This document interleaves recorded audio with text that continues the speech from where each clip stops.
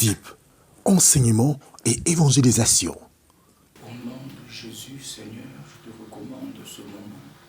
Je recommande ce temps entre ta main, qu'il soit un temps de bénédiction, qu'il soit un temps qui nous permet de partager ta parole. Envoie, Seigneur, ton esprit afin qu'il crée et qu'il renouvelle la face de la terre. Jésus, transforme nos cœurs, donne-nous à connaître ta pensée, à la maîtriser et à la mettre en pratique. C'est en ton nom, Christ Jésus, que j'ai ainsi prié. Amen. Mes bien-aimés, bonjour et bienvenue encore à ce programme Go Deep. Pendant un temps, nous avons mis une trêve parce que c'était mon anniversaire et deux, je devais donner aussi la place à mon ami et frère Cléo Muntu qui nous a édifié pendant toute une semaine. Il a eu à parler du Dieu de souvenance. Bien-aimés, si vous avez le temps, revisitez ces vidéos-là. Elles sont vraiment très édificatives. Et bienvenue à notre chaîne One Ministry Jesus TV. N'oubliez pas de souscrire, n'oubliez pas de vous abonner, n'oubliez pas de partager et n'oubliez pas d'aimer. Ces temps que nous partageons sont vraiment les temps merveilleux dans la présence du Seigneur. Et depuis un certain temps, j'étais en train de parler, ou je suis en train de parler du psaume 103. Le psaume 103, bien aimé, c'est un psaume très capital. Alors, je vais pouvoir donner un petit résumé de ce que nous avons fait, nous avons dit.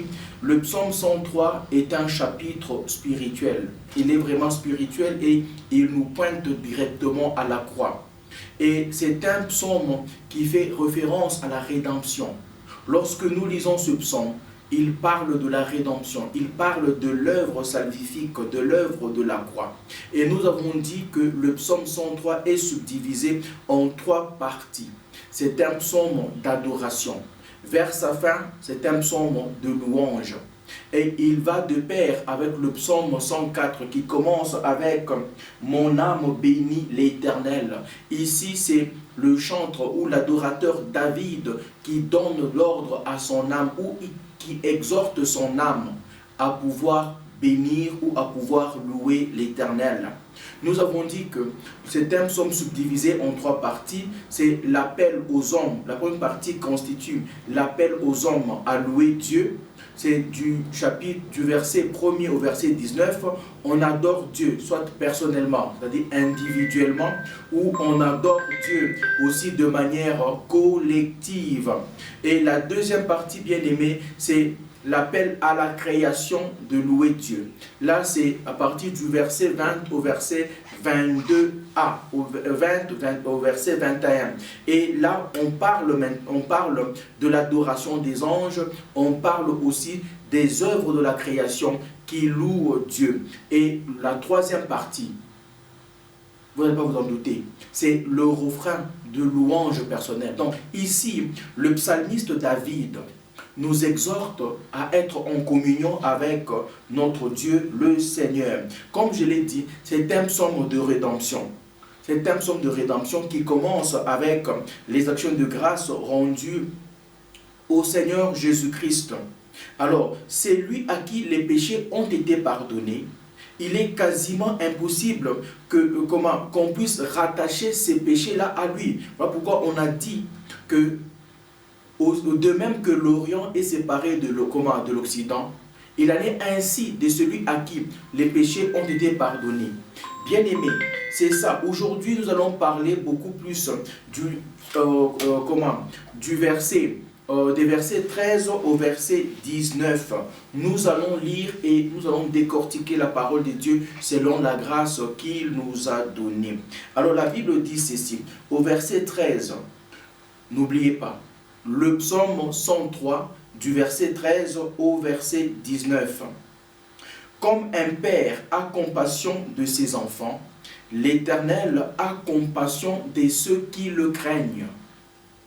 Ici, le psalmiste David a fait référence à un père naturel, aux parents que nous sommes. Nous éprouvons de la compassion pour nos enfants. De même, le Seigneur, Dieu, éprouve de la compassion pour ceux qui le craignent. Donc la compassion doit être éprouvée pour ceux qui craignent Dieu. Et la crainte de l'Éternel, qu'est-ce qu'elle fait, bien-aimé? La crainte de l'Éternel produit la repentance. La crainte de l'Éternel n'est pas à confondre avec la peur du gendarme. La crainte de l'Éternel produit la repentance. Quand on a la crainte de l'Éternel dans son cœur, on ne reste pas impénitent. Écoutez bien, quand on a la crainte de l'Éternel dans son cœur, on ne demeure pas impénitent. C'est-à-dire, on n'est pas là, m'en fous, je m'en fous. Tu blesses les gens et tu dis que je m'en fous. Comme aujourd'hui, le monde est devenu très méchant. Les gens se blessent entre eux. Et puis, ils s'en foutent. Et puis, ils se disent encore chrétiens. Ce n'est pas ça, bien-aimé. Quand on a la crainte de l'Éternel dans son cœur, on a un cœur pénitent. On ne demeure pas impénitent. Alléluia. On se plie par rapport à la volonté de Dieu. On se plie par rapport à la volonté de Dieu. Qu'est-ce que Dieu veut? Dieu veut que nous soyons réconciliés les uns les autres. Et pour être réconciliés, ou pour se réconcilier, il faut avoir un esprit pénitent. Un cœur fidèle et un cœur pénitent. C'est lui qui craint Dieu, ne pêche pas seulement, mais lorsqu'il tombe, il a un esprit repentant pour garder la communion avec son Dieu. Écoutez bien, c'est lui qui craint Dieu. Non seulement il ne pêche pas, mais lorsqu'il arrive qu'il pêche, puisqu'il est dans la nature, il a la nature de l'homme. Lorsqu'il arrive qu'il pêche, il a un esprit repentant, parce que son esprit veut toujours être en contact ou en communion avec son Dieu. La Bible dit dans Psaume 111, verset 10, que la crainte de l'Éternel est le commencement de la sagesse.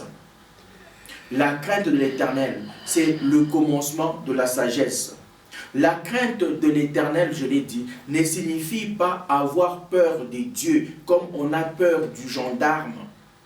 La crainte de l'Éternel, c'est un profond respect et une révérence envers Dieu. Un profond respect et une révérence envers Dieu. On sait que je traite avec l'humain que Dieu a créé, qui est à l'image et à la ressemblance de Dieu.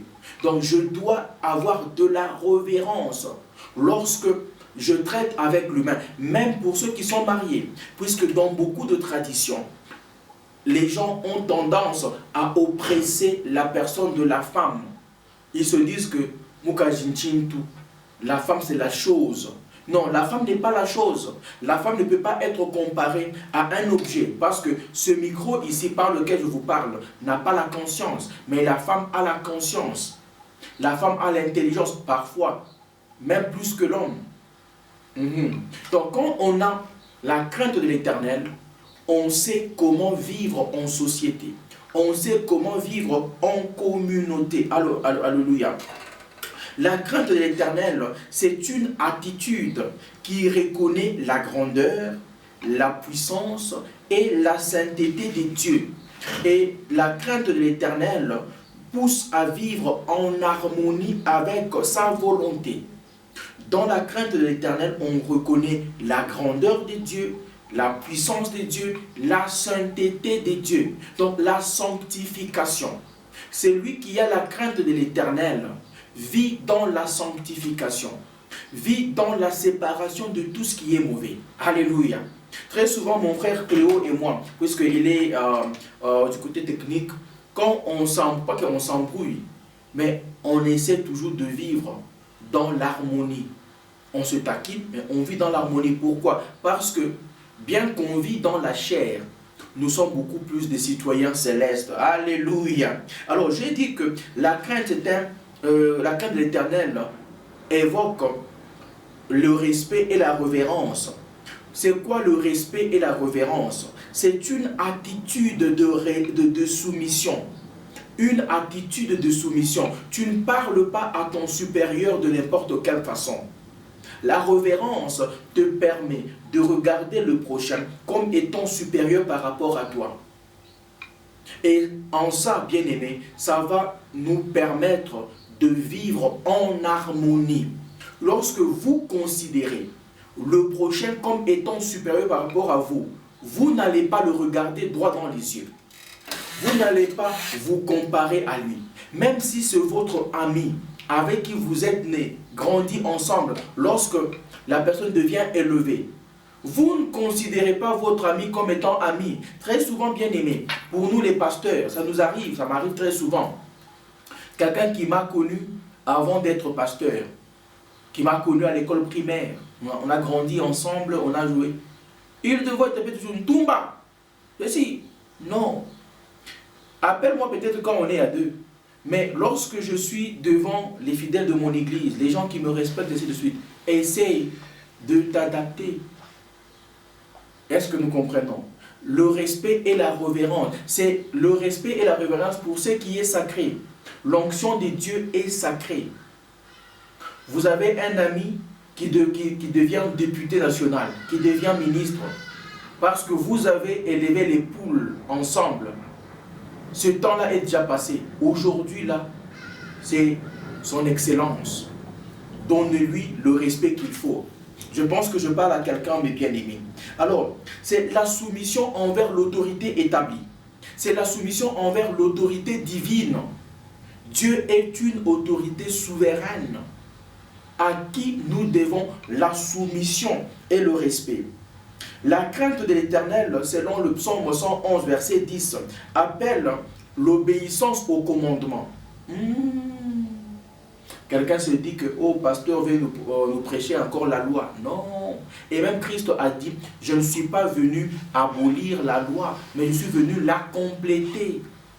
Écoutez, la grâce ne nous empêche pas de respecter la loi du pays. Dans la grâce, tu ne vas pas appeler ton grand frère par son nom. Ceci aussi, ça dépend aussi des cultures. Ton grand frère, c'est ton grand frère. Tu le respectes parce que la loi nous demande le respect. La loi ne nous dit pas de voler. Alors, sous la grâce, nous avons alors un double avantage de ne pas voler, de ne pas commettre le péché. Donc, c'est l'obéissance au commandement. La crainte de l'Éternel conduit à vouloir suivre les enseignements et les commandements de Dieu. À vouloir suivre les enseignements et les commandements de Dieu. La crainte de l'Éternel, qui est le commencement de la sagesse, évoque aussi la haine du mal. Celui qui a la crainte de l'Éternel et le mal déteste le mal. Le mal a un nom. Le mal, c'est Satan. Celui qui a la crainte de l'Éternel et Satan, il ne l'aime pas parce que Satan ne l'aime pas non plus. Il n'aime pas le mal.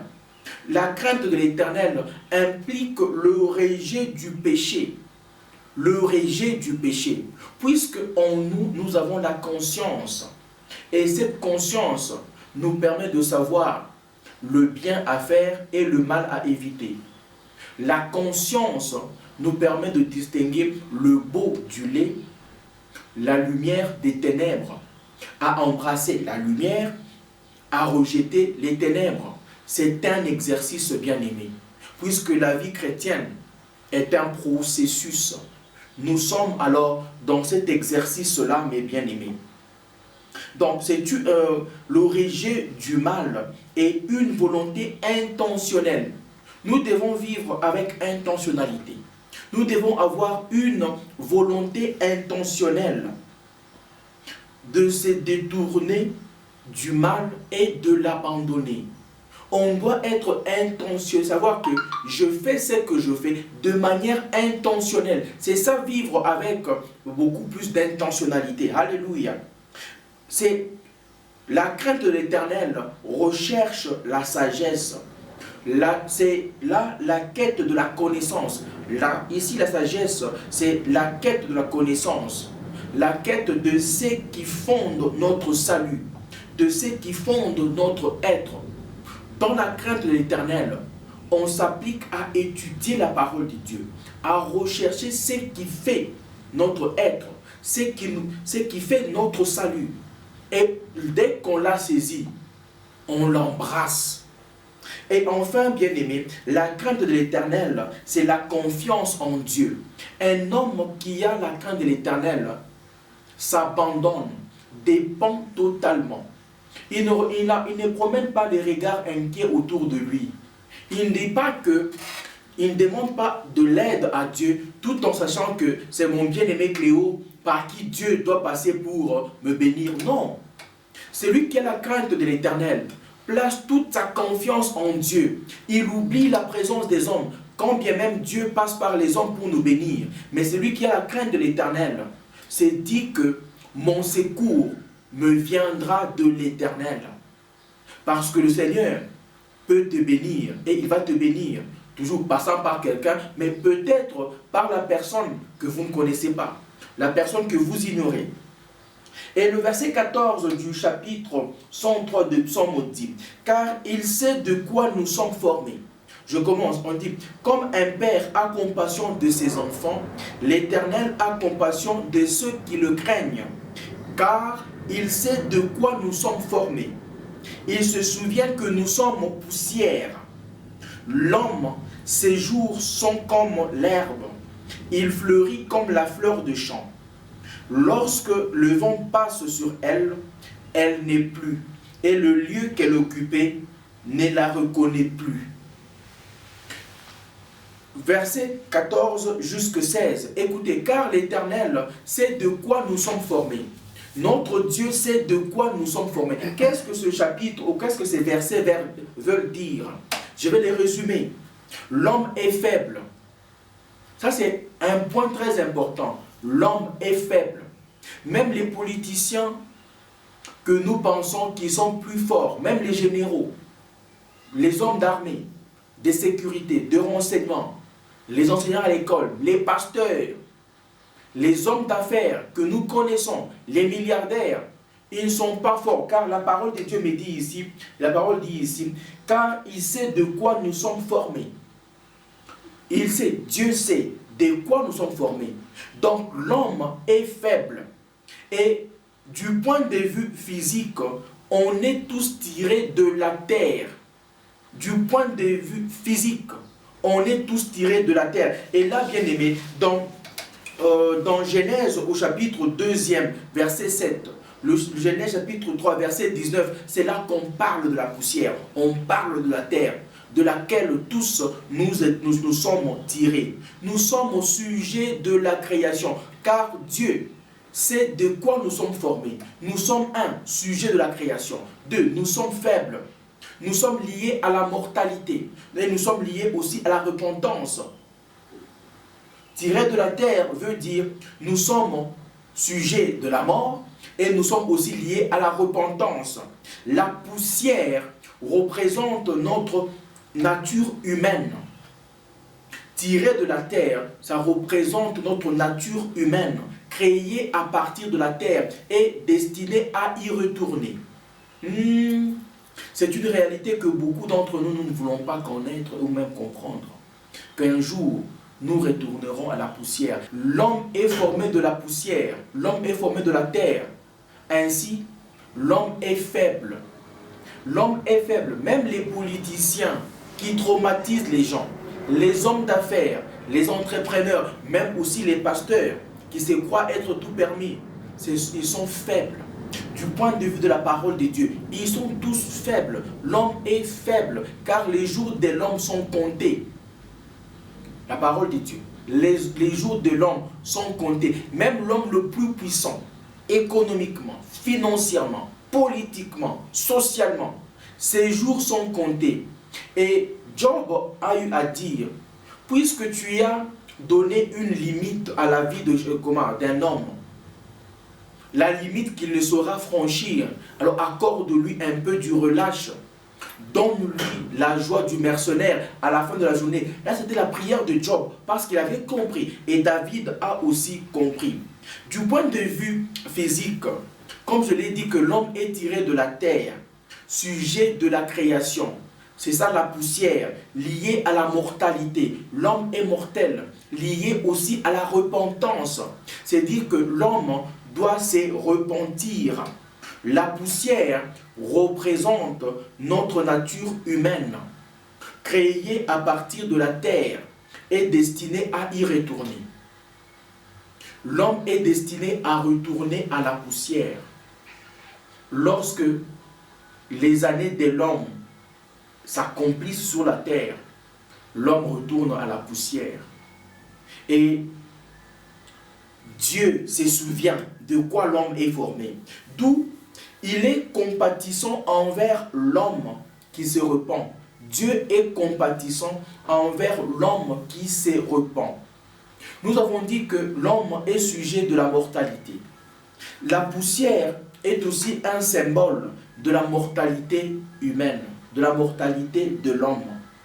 L'homme n'est pas éternel sur la terre. Dans Genèse chapitre 3, est-ce qu'on peut aller là-bas? Genèse chapitre 3, verset 19, je vais lire un peu rapidement. Genèse chapitre 3, verset 19. La Bible dit ceci: c'est à la sueur de ton visage que tu mangeras du pain, jusqu'à ce que tu retournes dans la terre, d'où tu as été pris, car tu es poussière, et tu retourneras dans la poussière.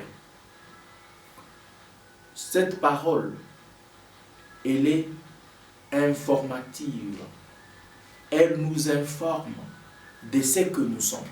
Elle nous informe. C'est le début, c'est le commencement. Donc l'homme n'est pas éternel. La poussière, bien aimé, est le rappel de notre condition des créatures temporelles. La poussière est le rappel de notre condition des créatures temporelles. Nous naissons, nous grandissons et nous tombons. Nous passons, c'est-à-dire nous passons. Donc Dieu se souvient de la mortalité de l'homme. D'où on parle aussi de la compassion de Dieu. Le psalmiste nous rappelle que Dieu se souvient que nous sommes poussière. C'est-à-dire que nous sommes fragiles. David se souvient. Et il nous informe que Dieu sait que nous sommes poussière. C'est dire que nous sommes fragiles. C'est dire à tout moment on peut nous briser. On peut se briser à tout moment. Dieu se rappelle que l'homme est faible. Et l'homme oublie souvent ses limites. Or Dieu, lui, n'oublie pas les limites de l'homme. Mais l'homme, lui, oublie ses limites. C'est quoi les limites de l'homme? Ses infirmités. Les limites de l'homme sont ses infirmités. Et l'homme se rappelle aussi toujours de ce que Dieu a oublié. Qu'est-ce que Dieu oublie? Dieu oublie les péchés. L'homme se rappelle des péchés, il oublie ses limites, ses infirmités, mais Dieu, lui, se rappelle de limites de l'homme, de ses infirmités, il oublie les péchés, mais l'homme, lui, se rappelle des péchés. Voilà pourquoi nous avons un problème. Lorsque vous dites à quelqu'un que vous n'avez plus de péché à cause de Christ, il se pose beaucoup de questions parce que sa nature le pousse à toujours penser et croire qu'il est pécheur. La poussière, bien-aimée, est aussi le symbole de la destruction et de la ruine.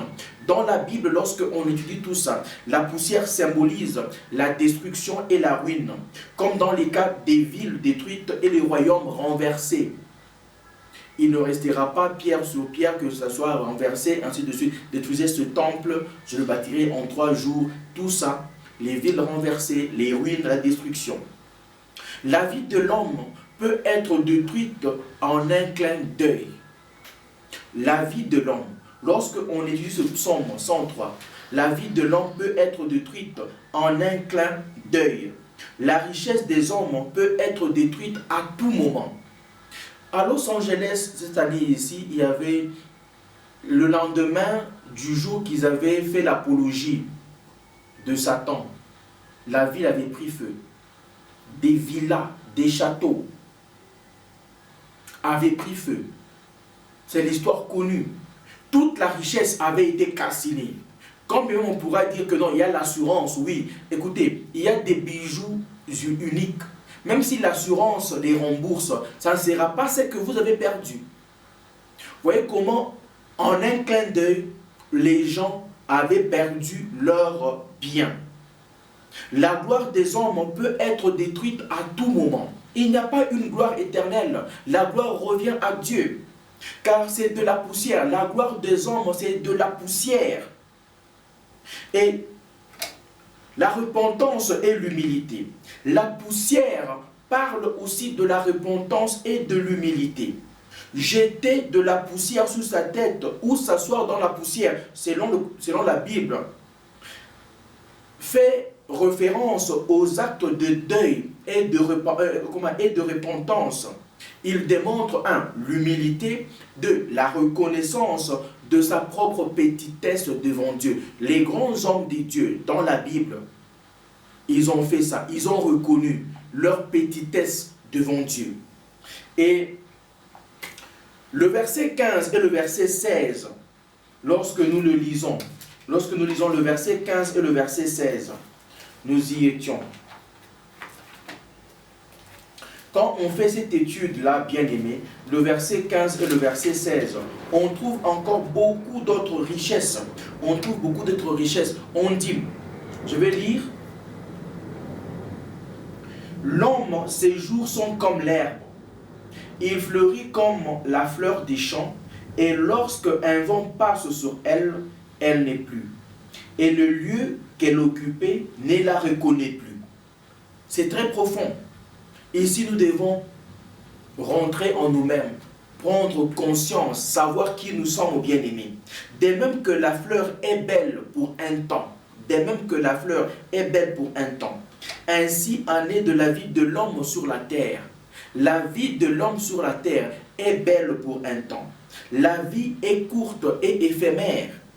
La Bible même a dit, ça c'est David qui l'a dit, les jours de l'homme sont de 70 ans.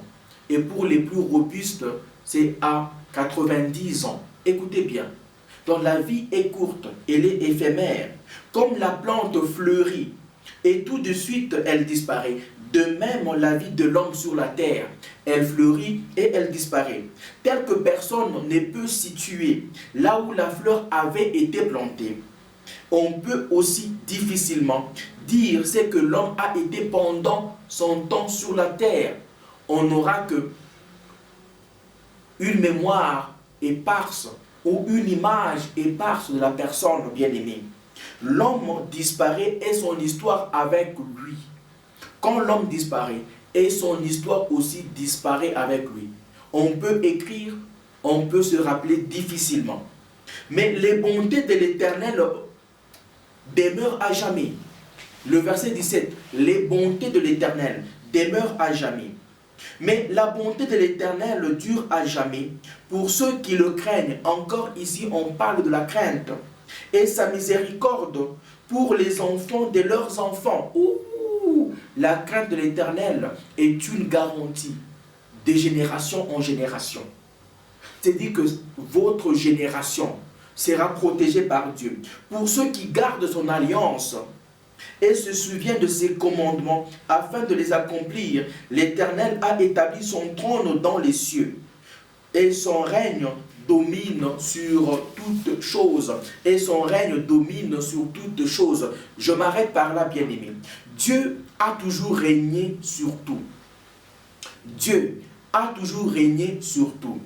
Ce qui fait sa souveraineté et ce qui fait de lui une éternité. On ne peut pas s'appuyer en un humain. L'humain tombe. On ne doit pas dépendre d'un homme. Il n'y a pas de récompense pour ceux qui s'appuient sur les humains. Il y a une grande récompense dans la miséricorde du Seigneur. Alléluia. Il y a une grande récompense dans la miséricorde du Seigneur. Dieu ne peut pas et il ne montre pas de miséricorde à ceux qui foulent aux pieds sa parole. Dieu ne montre pas de miséricorde à ceux qui foulent aux pieds sa parole. Qu'est-ce que nous avons comme conviction? Notre conviction est que Dieu a déjà établi et Dieu a déjà préparé son trône dans les siècles à venir. Et c'est là, bien-aimé, que la prière du Noster Pater, notre Père, sera exaucée. Que ton règne vienne, que ta volonté soit faite au ciel comme sur la terre. Le verset 19 nous donne de l'espérance pour un avenir meilleur. Vivons dans l'espérance d'un avenir meilleur et que Dieu nous bénisse. La suite ou la conclusion continue. Merci. Bye bye. Go Deep, enseignement et évangélisation.